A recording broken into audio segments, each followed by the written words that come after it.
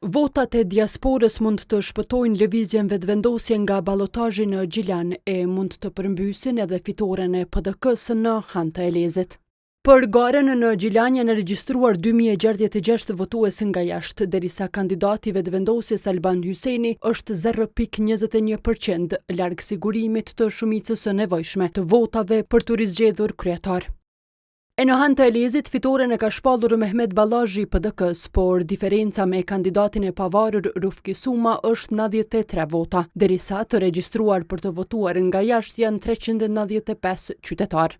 Diaspora mund të ndikojë edhe në renditjen e partive politike të cilat do të kenë edhe një rënd të garës.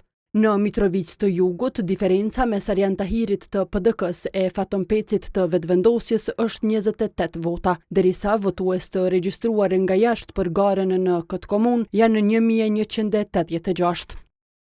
Me 1344 vota sa eventualisht mund t'ia sjellë diaspora Junikut, diferenca mes Rushdishehut të LDK-s e Agronkuqit të AK-s mund të thellohet apo edhe të ndryshojë renditja e të parit në garën e balotazhit. Situata e ngjashme është edhe në Prishtinë.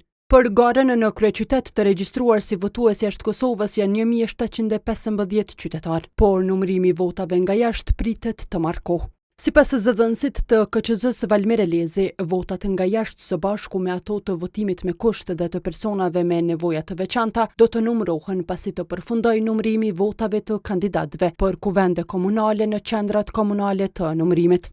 Nga votimi jashtë Kosovës, nga tërheqja e dërgesave postare që është bërë nga 22 kuti postare, nga gjithsej 23 të cilat ndodhen në shtete të ndryshme, numri zarfeve të supozuara me këtë votime është 33.258.